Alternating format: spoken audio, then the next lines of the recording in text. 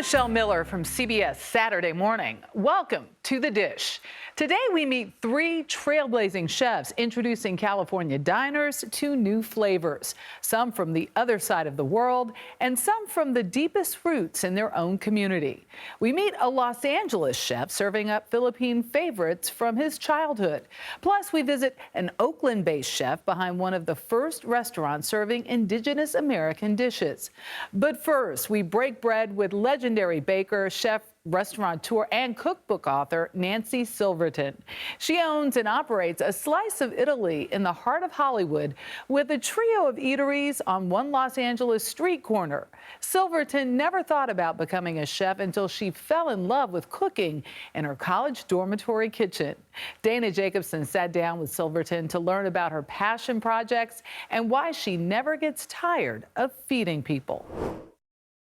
I'm looking at a fantastic sign, which tells us everything about where we are. Well, it's not legal, by the way. The Piazza Mozza, or the Mozzaplex as it's been dubbed, is a culinary trio from chef Nancy Silverton, a slice of Italy in the heart of Hollywood. What I have done with the three restaurants that I have on the corner is make sure that they are very unique and the menus are very separate. So we may know that we're in one of your places, but they're all different. They have their own personalities. Yes. A bib gourmand pizzeria and takeout spot, the Michelin-starred Osteria Mozza, and a modern Italian steakhouse, Chi Spacca. They're all connected in the back. I don't have to go outside. You literally can go kitchen doors. to kitchen to kitchen. Also connected by what Silverton calls the vibe within. It's figuring out what brings people together at the table and what keeps them at the table, right? And that's one thing I love about Italy. The time spent at a table, whether you're at a home table or a restaurant table, time stops. As it did sitting in Osteria Mozza, Silverton sharing some favorite foods with stories on the side, starting with a ricotta and egg raviolo. When you cut it, the egg should ooze out. This dish it did what it's supposed to do. It's made with fried sage and a nutty brown butter sauce. God, it's delicious. Delicious. By the way, and I'm stealing it and keeping it all the way over Nope, here. I love this. I'm feeding you. Next was pillowy pasta ears, orecchiette with a fennel sausage and Swiss chard ragu. This is the dish that brings people into the restaurant.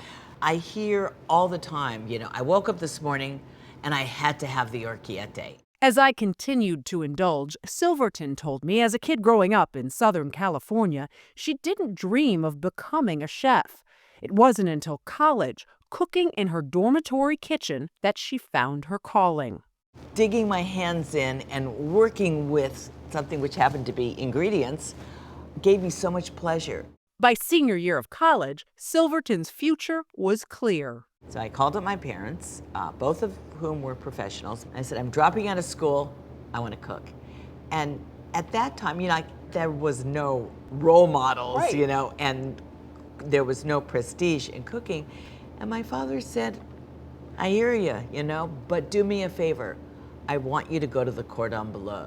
Did you finish your degree in No. college? You didn't? No. Second semester, by the way. I had one semester to go. And they didn't say to me, well, you got to finish and then let's talk. Silverton would learn technique at the Cordon Bleu in London, but her approach to food came from the taste she experienced through Chef Alice Waters. I went to eat at Chez Panisse, and that was a life-changing meal. How simple it was and how delicious it was. And that immediately was my guide to the kind of food that I was going to cook. And you know what? It's never changed. Yeah. No matter the spotlight, like at Wolfgang Puck's Spago, one of LA's celebrity hotspots of the 1980s, where Silverton was head pastry chef. With all of the attention that Wolfgang was getting in the press, I got to ride on his coattails. So I like to say, I wouldn't be where I am today if I wasn't at Spago. I could have just been lost in the cracks somewhere else. It also helped shape the kitchens Silverton would run. Campanile with her then-husband, La Brea Bakery, and her current corner of Los Angeles. Working with Silverton is being part of her restaurant family. Her eateries are passion projects. At Osteria Mozza, the centerpiece of the space, the mozzarella bar, was born out of a trip to one in Rome. I thought, I'm going to come back to Los Angeles, open a tiny little restaurant. I'll stand behind a counter and I'll do all sorts of things with mozzarella. Because, you know, when you think of the very subtle, milky flavor of mozzarella, it's kind of like the chicken of the cheese world. Anything goes with it. From my tasting, a buffalo milk mozzarella from Campania, Italy, served with 4 sauces, a salsa romesco, caperberry relish, black olive tapenade, and a basil pesto. There was also Silverton's signature salad, the Nancy Caesar. All the traditional ingredients, from egg and anchovy to the crisp of the romaine lettuce, with Silverton then adding her personal spin. Instead of croutons, crostini, served as an open-face-like sandwich to be eaten by hand. And you don't have to, since you are on camera and the world is seeing you. I am doing as told. Pick up a leaf with one hand and the crostini in the other and kind of bite like it. a bite to bite? Yeah. And then you gotta, but you need to get some anchovy there. You are not shy. I love it. How do you, if you don't love food, if you don't actually dive into it, you're not going to taste it. No. There was more. Osteria's crispy duck, served with Brussels sprouts and a pear mostarda. And not one, but 2 desserts. A torta della nonna, a cheese and honey grandmother's tort, and this butterscotch budino, a pudding with caramel, sea salt, and whipped cream, served alongside a pine nut and rosemary polenta cookie. Oh, wow. Oh, my gosh. And then eat a little rosemary cookie with cookie. And the flavor, you know, so it turns what's really simple into something that's a little bit more sophisticated. Baker, chef, restaurateur, and cookbook author. Silverton, at age 70, wears so many hats, you might think she's ready for a little downtime. You wouldn't want more than the 6 bites that you get. But think again. Is there ever a time where you can envision yourself not being in these kitchens? I can't, and I'll tell you why. It's because what I love. And so when people say they retire, you know, retire from what? Yeah. That's, to me, would be, that's when I retire from life, almost. You know, like when I go to Italy, Yeah. what do I do as soon as I get there? I start to cook. You know, and a lot of people will say, why are you cooking on your vacation? It's that, That's what you because love. I'm breathing and I'm walking and, you know, talking. So no, I can't ever imagine not having a restaurant or have the opportunity to feed people. Up next, a chef from the Philippines and his riches to dish rag story.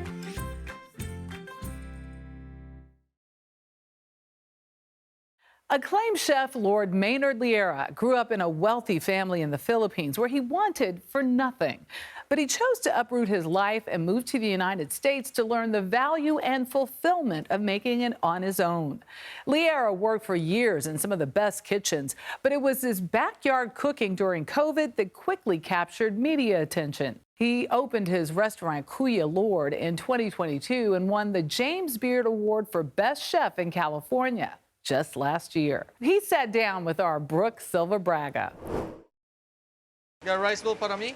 From inside this modest LA kitchen, Lord Maynard Liera Parkawali rice bowl, Lucena chun bowl. is trying to turn a collection of little-known dishes into American staples. I need pork chow mein, no topping, to go. Their recipes rooted in the Calabarzon region of the Philippines. The story of my menu is my childhood food favorites. His childhood makes Liera an unlikely figure to be sweating in this tiny kitchen. While most immigrants come to America to achieve riches, Lord Maynard came to escape them. Maids, cooks, chauffeur, so like I don't really do anything much than going to school. Yeah. Like basically a brat. Did you like cooking as a kid? No. Do I like to work as a kid? No. I never done anything. That's the reason why I decided to come to America. Because you were spoiled. Because I was spoiled, yeah. So spoiled little brat Yeah. decides he wants to come to the U.S. with what vision? Like, oh man, I'm just gonna be like this forever.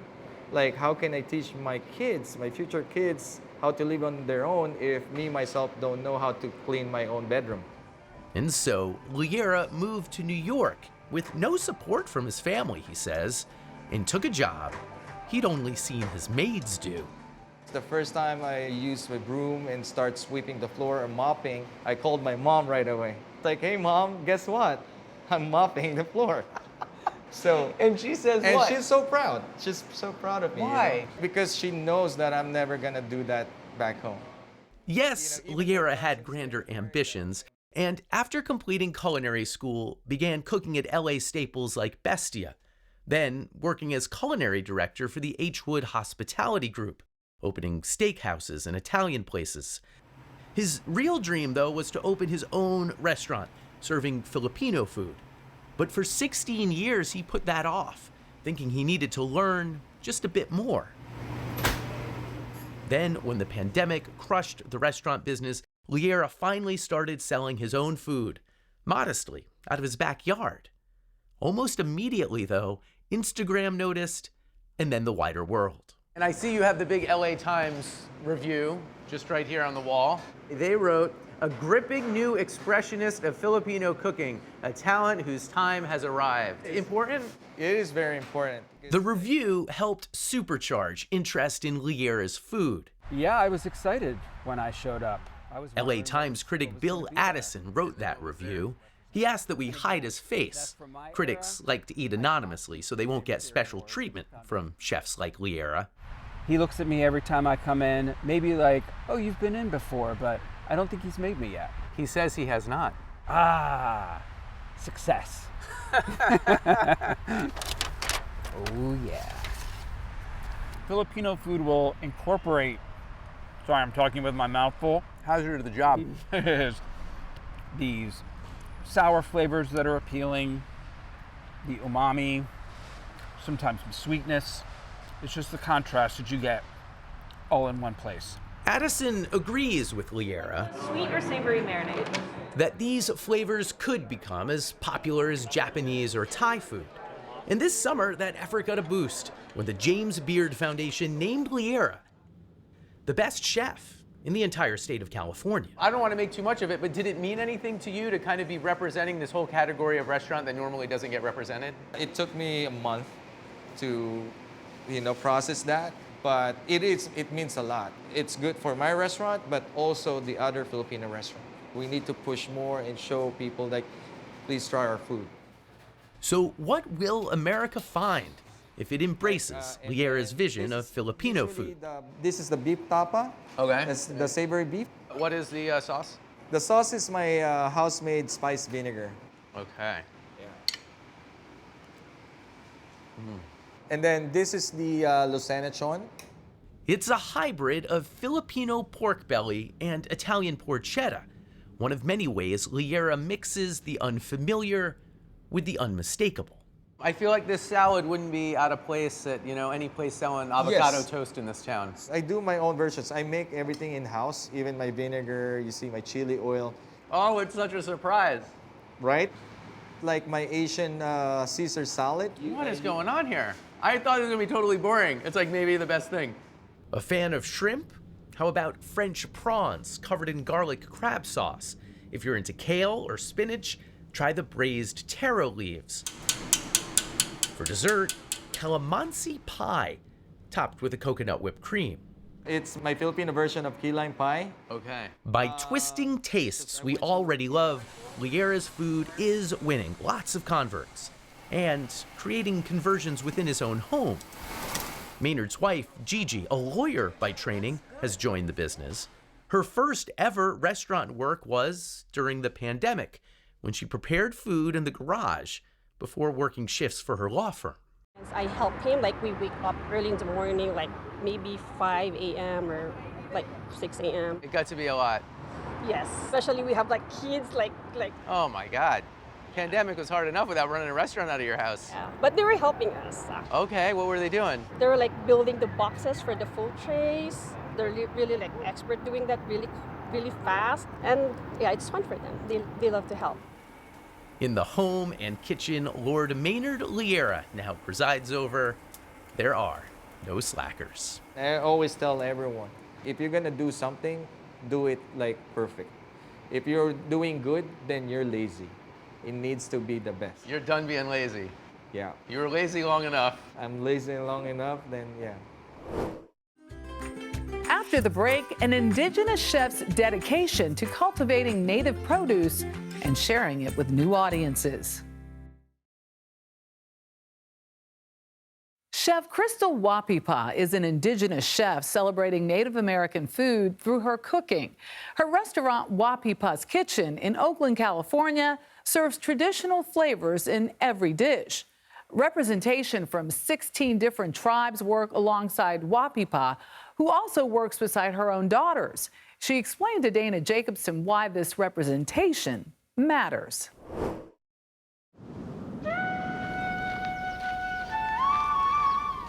We all come from all different backgrounds.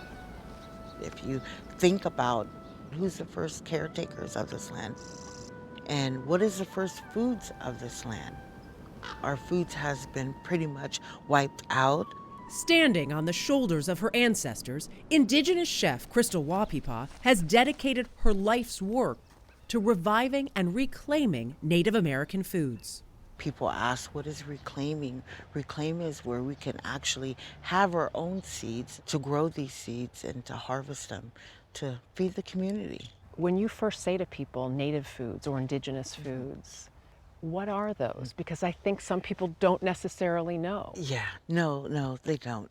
Food from this land all throughout North America and what we represent. Right. Tomatoes originated from here. We have our berries, things like that. Surrounded by vineyards in California's Sonoma Valley, This is a farm that was given back to the Native people, and it's native-led. this nearly 8-acre plot was secured through the native-led nonprofit, the Cultural Conservancy.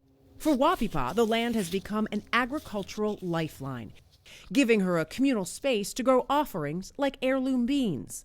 As you can see right here. Oh, wow. Yes. A small representation of her efforts to get native foods onto new plates. What are some of the things that I'm going to taste when I'm at the restaurant? Oh, you're definitely gonna have the Buffalo Creek winter squash.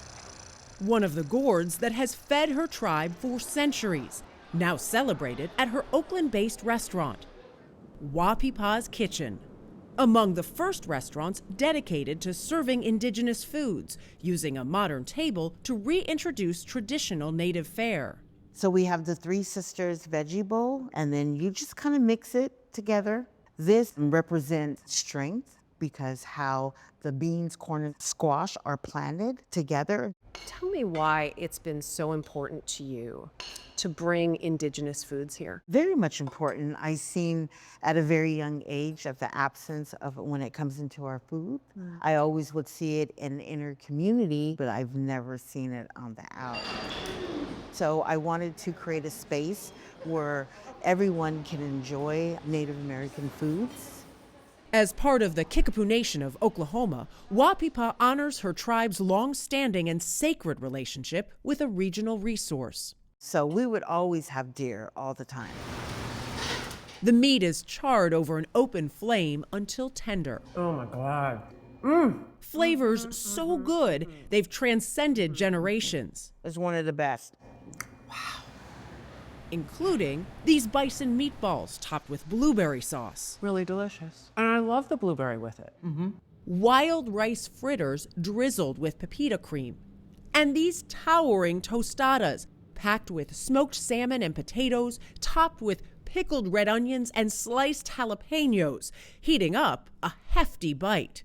I guarantee you, it's gonna keep you real full.